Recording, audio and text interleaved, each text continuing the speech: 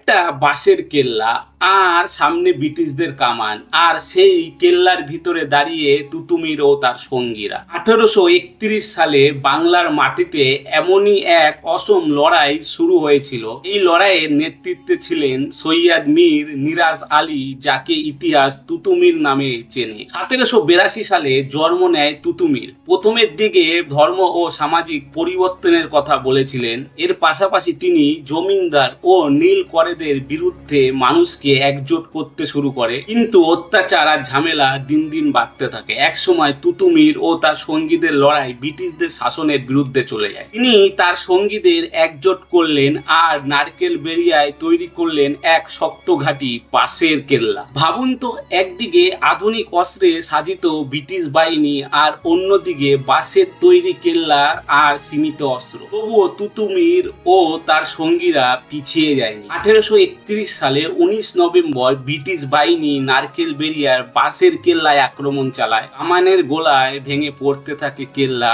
আর সেই অসম লড়াইয়ে তুতুমির প্রাণ হারায়। কেল্লা হয়তো টিকে ছিল না, কিন্তু তুতুমিরের লড়াইয়ের গল্প থেমে যায়নি। কারণ ইতিহাসে কিছু মানুষ জয়ী হয়ে নয়, লড়াই করে অমর হয়ে থাকেন। এটা ছিল বাংলার বিপ্লবী সিরিজের প্রথম গল্প। ইতিহাস শুধু পড়ার জন্য নয়, মনে রাখার জন্য।